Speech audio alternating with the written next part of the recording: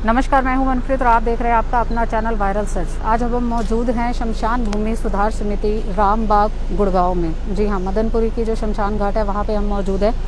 बहुत सारे लोग हैं जिन्होंने बोला कि आपने वहाँ जाकर अभी तक लाइव क्यों नहीं करा, क्यों आप सही पिक्चर नहीं दिखा रहे।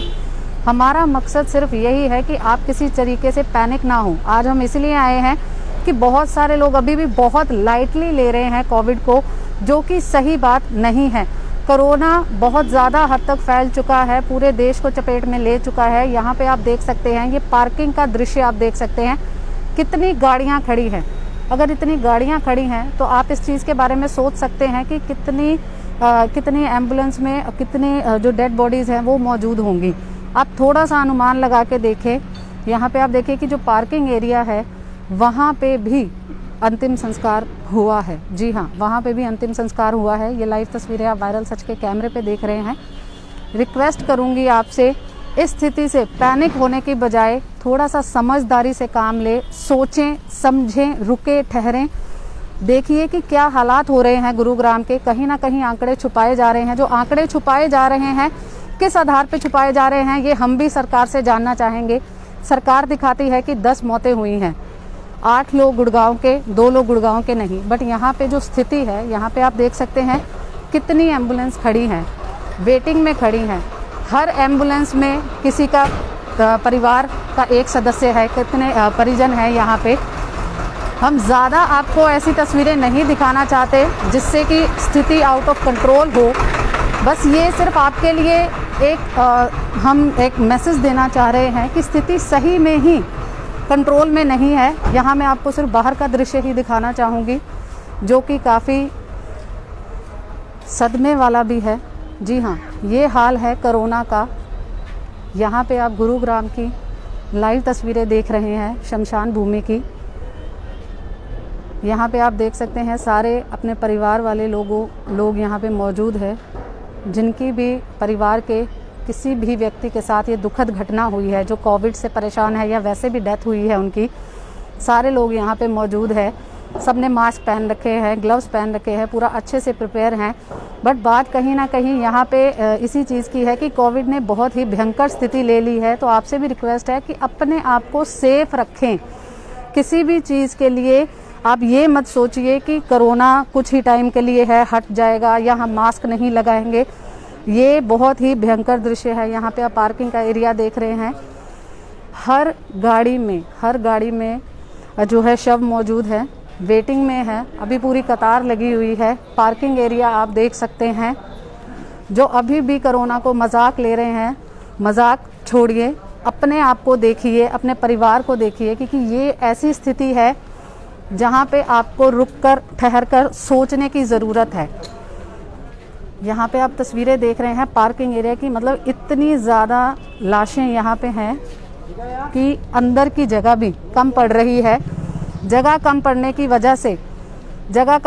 वजह से यहाँ पे पार्किंग एरिया में भी जो है अंतिम संस्कार किए गए हैं। यहाँ पे आपको मैं कुछ दृश्य भी दिखाना चाहूँगी। ये बोर्ड है, तकरीबन पूरी तरह से जल चुका है। यहाँ पे आप देख सकते हैं कि जलने का कारण भी क्या है। यहाँ पे जो लाशों का अंतिम संस्कार हो रहा है, ये उसके कारण है। ये पूरा एरिया आप देख सकते हैं, पार्किंग एरिया।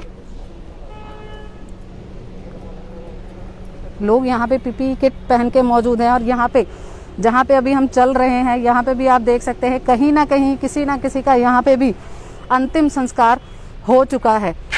सरकार आंकड़ों के लिए बोलती है, मुख्यमंत्री साहब बोलते हैं कि आंकड़ों के बारे में नहीं बोलना चाहिए, आंकड़ों पर ना जाएं, जिसको जाना था वो चला गया, शोर ना मचाए।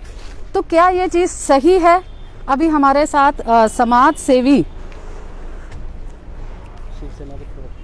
शिवसेना के प्रवक्ता अभी हमारे साथ मौजूद हैं, तो हम उनसे जुड़ेंगे और बात करेंगे। आइए बात करते हैं इनसे। ऋतुराज जी, आपको सबसे पहले मैं ये पूछना चाहूँगी कि समाज सेवा में आप क्या काम कर रहे हैं अभी? मैम बेसिकली देखिए, ऑक्सीजन और दवाइयाँ हैं वो हमारे हाथ में नहीं हैं।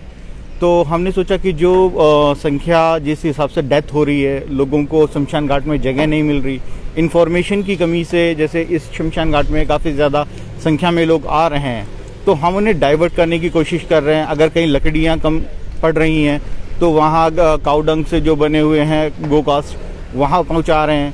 इसके अलावा बहुत सारी बॉडीज़ ऐसी हैं जिन पे घरों में पड़ी हैं, लोग उठाने के लिए तैयार नहीं, क्योंकि सिंगल फैमिली रह रही हैं आजकल, और पड़ोसी भी साथ में नहीं आते ये कहने के लिए या मदद करने के लिए, क्योंकि उन्हें भी संक्रमण का डर लगता है। इस वजह से उन्हें एम्बुलेंस, रवि कालरा जी है द अर्थ सेवियर फाउंडेशन और CGM ऑफिस के थ्रू जो हेल्प मिल पा रही है, वो हेल्प लेकर के उनकी जो बॉडीज़ हैं उनको उठा करके उनको क्रिमिनेट करवाएं, कि कम से कम आदमी जो चला गया है उसे अंतिम संस्कार तो थोड़ा सम्मानीय मिल जाए। यहाँ पे मैं आपको ये भी पूछना चाहूँगी कि मनोहर लाल खट्टर जी का ये कहना है कि आंकड़ों पर मत जाइए, जो चला गया वो चला गया, शोर मचाने से कुछ नहीं होगा। क्या कहना चाहेंगे, क्या एक जिम्मेदार व्यक्ति को ये चीज़ भूलनी चाहिए? मुझे नहीं लगता कि इस वक्त उन्हें ये चीज़ कहने की ज़रूरत थी। आंकड़ों का खेल असल में हो रहा है। अगर आप देखें तो सरकार जिस हिसाब से 10 या 12 बॉडीज़ डेली दिखाती है डेथ, अब वो जो प्रशासन, जैसे गुड़गांव प्रशासन 10 डेथ दिखाता है, कभी 9 डेथ दिखाता है, तो गुड़गांव के हैं या गुड़गांव में मरे हैं, दोनों में फ़र्क है जी। सरकार कहती है कि वो हम जो डेटा दिखा रहे हैं वो सिर्फ जो गुड़गांव के लोग मरे हैं उनका दिखा रहे हैं। तो जो गुड़गांव के अंदर हॉस्पिटलों के अंदर व्यवस्था नहीं है, लोग राजस्थान, आपके पंजाब, दिल्ली, अलग अलग उत्तर प्रदेश, यहाँ तक कि मैंने देखा कि लोग बंगाल तक एम्बुलेंस करके इलाज के लिए गए हैं। वहाँ जो डेथ हो रही हैं, क्या उनका आंकड़ा भी प्रशासन के पास में है? क्योंकि वो तो फिर गुड़गांव के ही लोग हैं। सबसे बड़ी बात ये भी है ऋतुराज जी की जो यहाँ पे जिनकी भी डेथ हो रही है, तो उनको जो डेथ सर्टिफिकेट है वो तो यहीं का मिलेगा ना। अगर यहाँ का मिल रहा है तो आंकड़ों में क्यों नहीं आ रहे? और अगर बाहर भी हैं गुरुग्राम के लोग, क्या उनको सही में आंकड़ों में लिया जा रहा है? देखिए, मैं इस चीज़ पे ज़्यादा नहीं कहूँगा। ये आंकड़ों का खेल है जो सरकार खेल रही है, बाकी खेल रहे हैं नहीं खेल रहे हैं मुझे इसका अंदाज़ा नहीं है। आप थोड़ा सा बस ये लगा लीजिए कि अगर सरकार कहती है कि 10 डेथ हुई है, तो 10 डेथ में क्या शमशान घाटों में जगह नहीं होगी? क्या एम्बुलेंस अवेलेबल नहीं होगी? क्योंकि हमारे पास में अगर गुड़गांव में देखे जाए तो हर एक जो गांव है, कस्बा है, हर एक जगह अपने अपने शमशान घाट हैं। इसके अलावा कोविड के लिए 3 शमशान घाट रेक्टिफाई करे गए हैं। एक रामबाग है, एक अतुल कटारिया चौक है, एक सेक्टर 32 है और एक काटरपुरी है, जिसमें काटरपुरी जो है वो फंक्शनल नहीं है। उसमें कुछ इन्होंने, क्योंकि काफ़ी टाइम से LPG वगैरह के अंदर जो लोग हैं वो हमने यहाँ क्रिमिनेट नहीं करते, तो वो मशीनें काम नहीं चालू नहीं थी, उन्हें शुरू करवाया गया। 1.5 दिन तक तो उसमें एक बॉडी तक फंसी रही, बाद में उसे कहता ना कि टेक्नीशियंस की मदद से निकलवाया गया। तो सिचुएशन ये है कि 4 रेक्टिफाई करे हैं प्रशासन ने सिर्फ कोविड केसेस के लिए, और उनमें भी पूरी भीड़ है। उनमें से 3 फंक्शनल है, 1 फंक्शनल नहीं है। इसके अलावा जो घरों में डेथ हो रही है, क्योंकि लोगों, ज़्यादातर जो लोग हैं उनको हॉस्पिटलों में जगह नहीं मिल रही, वो होम आइसोलेट है, और ब्रीदिंग इशू, ऑक्सीजन वगैरह की कमी से, एक्चुअली मैं ये तो यही कहूँगा कि इलाज ना मिलने की वजह से ज़्यादातर जो लोग हैं उनकी डेथ हो रही है। उन्हें कोविड के अंदर काउंट भी नहीं किया जा रहा। तो बहुत सारे लोगों को जो क्रिमिनेट करने की जो दिक्कतें आ रही हैं, उसके लिए ये है कि सेक्टर 32 में है, सेक्टर 22 में है, चौमा में है, आपका फाजिलपुर में है, नाथुपुर में है, काफ़ी जगह जो शमशान घाट हैं वहाँ व्यवस्था है। जो बॉडीज़ हैं वो वहाँ ट्रांसफ़र की जा सकती है। हमारा प्रयास यही है कि जो बॉडीज़ का जो प्रेशर आ रहा है, जैसे रामबाग पे ज़्यादा प्रेशर है, तो उन्हें हम डाइवर्ट करें। काफ़ी जो कोविड रेक्टिफाई जो हैं वो ऑलरेडी फुल हो गए। बाकी आगे देखते हैं कि जितनी बॉडीज़ अगर हम जो नॉन कोविड है वो दूसरी जगह ट्रांसफ़र करवा करके अगर उन्हें एक सम्मानीय अंतिम संस्कार मिल जाए तो ज़्यादा बेहतर होगा। आप डेली बेसिस पर इसी प्रयास में लगे हुए हैं, तो क्या कहना है आपका कि दिन में आप कितने बॉडीज़ का अंतिम संस्कार करवा रहे हैं अभी आप? जी, कभी 10 है, कभी 8 है, कभी 12 है, ठीक है। लोगों को कभी क्या है कि एम्बुलेंस तक नहीं मिल रही है तो उनको एम्बुलेंस पहुंचाना, कोई उठाने के लिए तैयार नहीं है, उठाना। बहुत सारे ऐसे लोग हैं जिनके पास पैसे भी नहीं है, और कहते हैं ना कि जैसे ही ये एक सिचुएशन आई है तो वो कुछ रेट्स भी जो हैं वो इंक्रीज़ कर दिए गए हैं। मेरे हिसाब से प्रशासन को ऐसे समय में रेट वगैरह तय करनी चाहिए, प्रशासन को अपने हाथ में लेकर के वो चीज़ें करनी चाहिए। यहाँ पे भी हम देख सकते हैं कि लकड़ी का जो भाव है 1200 लिखा हुआ है, और LPG का जो खर्च है वो 3000 के करीब लिखा हुआ है। तो क्या ये किस हद तक सही है कि सही में इस टाइम पे सरकार को ये काम करना चाहिए था? देखिए, प्रशासन को कहीं ना कहीं खुद फैसला लेना चाहिए इस चीज़ पे कि जो पुराने रेट हैं उस पर क्रिमिनेशन हो पाए और जो पुराने रेट हैं उस पर लोगों को फैसिलिटी मिलनी चाहिए। इस टाइम मेरे हिसाब से कहते हैं ना, कहीं ना कहीं जिला प्रशासन और सरकार को जो हैं हॉस्पिटल्स और क्रिमिनेशन सेंटर्स जितने भी हैं उनका अपने अंडर लेकर के उनके रेट निर्धारित किया जाना चाहिए, क्योंकि इस तरीके से लोग ऑलरेडी पैनिक हैं, दुखी हैं, अपने परिवारों को खो रहे हैं, और ऐसे समय के अंदर अगर उनके साथ में ये चीज़ की जाए तो मेरे हिसाब से बहुत शर्मनाक है। काफ़ी सारे पत्रिकाओं ने भी ये लिखा है कि जो कांग्रेस के लोग हैं जो हॉस्पिटल में जा रहे थे अपने ही जानने वालों के लिए अगर ऑक्सीजन का इंतजाम करने के लिए या पूछताछ के लिए जा रहे हैं तो उनके साथ भी हाथापाई हुई है। तो क्या ये सही है? क्या सही में राजनीति ही खेली जा रही है फिर दोबारा? देखिए, मैं इस टाइम राजनीतिक बात कुछ भी नहीं करूंगा। मैं ये कह रहा हूं कि अगर राजनीतिक लोग कहते हैं कि हम समाज सेवा के लिए राजनीति में आए हैं, और तो मैं अगर देखूं तो आज बहुत सारे जो पॉलिटिशियन हैं वो नदारद हैं, घरों में बैठे हुए हैं, और अगर कोई बाहर आकर के काम कर रहा है तो उन्हें करने देना चाहिए। ऐसे समय के अंदर किसी को रोकना, राजनीतिक बेनिफिट के लिए इस तरीके की चीज़ें करना शर्मनाक है। अगर कोई आकर के लोगों की मदद कर रहा है तो उसे आए, मोस्ट वेलकम है, काम करे। अगर हमारे व्यूवर्स में भी किसी को कोई दिक्कत है, परेशानी है और आपसे वो कांटेक्ट करना चाहता है तो कोई आप अपना नंबर हमारे व्यूवर्स को बताना चाहेंगे? हाँ बिल्कुल। अगर मैं ये कहूँगा कि अगर आपके आस पड़ोस में कोई डेथ होती है, कोई उठाने के लिए नहीं है, एम्बुलेंस की अगर कोई इशू आ रहा है या क्रिमिनेशन के किसी के पास पैसे नहीं है, कोई गरीब व्यक्ति है, तो मुझे 8750354353 पर मुझे संपर्क कर सकते हैं। जहाँ तक होगी पूरी मदद की जाएगी, एम्बुलेंस हो या क्रिमिनेशन हो, हर एक तरीके की मदद की जाएगी। लोगों को क्या बोलना चाहेंगे कि इस टाइम में पैनिक होना क्या सही है? क्योंकि जो स्थिति है कि हॉस्पिटल में लड़ाई झगड़े भी हो रहे हैं, अगर परिजनों के साथ ऐसा हो रहा है तो लोगों को घर पे रहकर ही कैसे खुद को सुरक्षित रखना होगा, क्या कहना चाहेंगे? देखिए, मेरा मानना यही है कि अभी जो सिचुएशन है, ऐसे सिचुएशन में कंप्लीट लॉकडाउन गवर्नमेंट को लगाना चाहिए। लोग पैनिक ना हो, ठीक है। हो सकता है कि सरकार का जो आंकड़ों का खेल है वो इसी वजह से भी खेला जा रहा हो कि लोग पैनिक ना हो, लेकिन मेरा मानना ये है कि घरों में रहें। कुछ जो अपने देसी नुस्खे हैं, आयुर्वेद के हैं, वो अपना सकते हैं, वो ज़्यादा बेहतर है। कुछ होम्योपैथिक मेडिसिन्स हैं, उनका इस्तेमाल कर सकते हैं।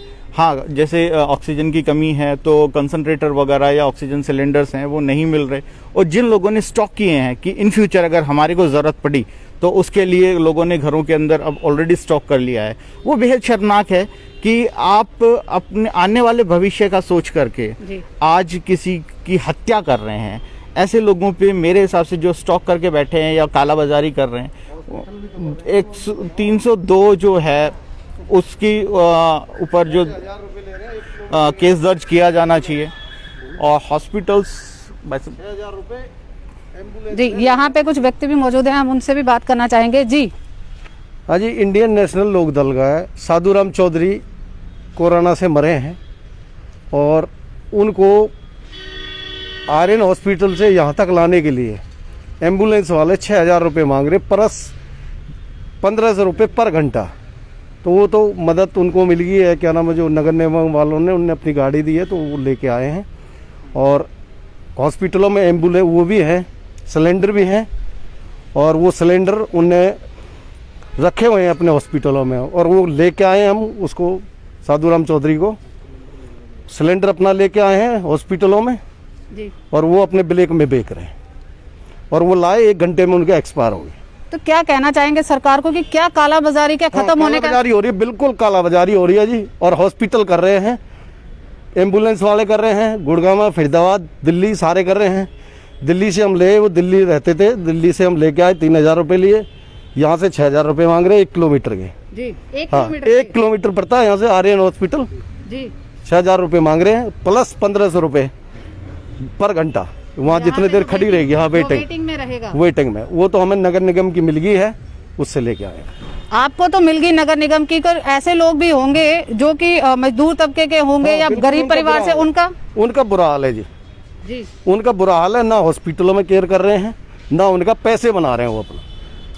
सरकार को क्या कहना चाहेंगे? सरकार आके मूंद कर बैठी, कार्रवाई करे उनकी, सरकार उनकी कार्रवाई करे जी। हाँ, और ये मिले हुए हैं सारे, ऐसा कुछ नहीं, मिले हुए हैं जी। यहाँ पे कुछ लोग हैं, वो ऋतुराज जी का नंबर एक बार दोबारा से जानना चाहते हैं। मैं रिक्वेस्ट करूंगी सर, कुछ व्यूवर्स हैं वो आपका नंबर दोबारा से जानना चाह रहे हैं। बिल्कुल 8750354353 इस पे मुझे आप एम्बुलेंस या कहते हैं ना कि क्रिमिनेशन में अगर कोई इशू आ रहा है या किसी के पास पैसे नहीं है क्रिमिनेशन के लिए, कोई गरीब परिवार है, तो उसके लिए आप मुझे कॉल कर सकते हैं। जी, यहाँ पे आप देख सकते हैं कि लाइव तस्वीरें जो शमशान भूमि या मदनपुरी रामबाग की हैं।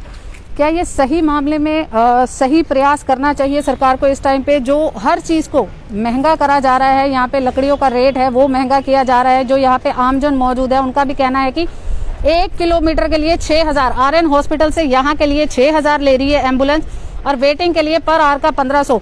किस हद तक ये चीज़ सही है ये हमें आप ज़रूर बताएं। क्या सरकार ऐसे ही आंखें मूंद कर बैठी रहेगी?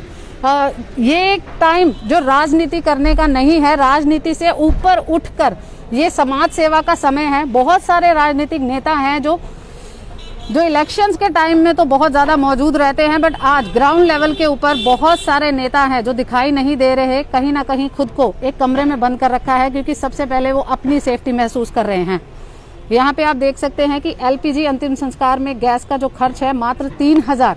यहाँ पे आप देख सकते हैं जो एक स्लिप है उसके ऊपर चिपकाई गई है दूसरी स्लिप की, कहीं ना कहीं इसको चेंज किया गया है। लकड़ी का भाव जो कि पहले 900 रुपये था, अब 1200 रुपये जो है क्विंटल कर दिया गया है। तो ये कहाँ तक सही है? और यहाँ पे जैसे समाज सेवी ऋतुराज जी ने भी बताया यहाँ पे कि 2 शमशान घाट और भी हैं यहाँ पे, एक तो वर्किंग में नहीं है बट 2 शमशान घाट और भी है यहाँ पे जहाँ पे जाया जा सकता है। इसको मिलाकर टोटल 3 शमशान घाट हैं यहाँ पे। और अगर कोई भी उससे संपर्क करना चाहता है तो वो आ सकते हैं यहाँ पे। इसी तरह तमाम अपडेट्स के लिए हमारे साथ बने रहें और हमें अपनी प्रतिक्रिया ज़रूर दें कि क्या सरकार को इस टाइम पे भी आंखें मूंद कर बैठना चाहिए, क्या यही समय है? अभी आप देख सकते हैं कि कैसे छोटे मासूम बच्चों के शव भी यहाँ पर आ रहे हैं। क्या सही में सरकार को किसी चीज़ का दर्द नहीं हो रहा? क्या जनता उनके लिए कोई मायने नहीं रखती? क्या जनता सिर्फ एक वोटर ही है उनके लिए, जो उनको वोट दे और उनको सत्ता दे? क्या वो ज़रा सा भी नहीं सोचते कि किसी के परिवार के ऊपर क्या बीत रही होगी जिसका एक अपना गुजर चुका है? ज़रा रुकिए और सोचिए।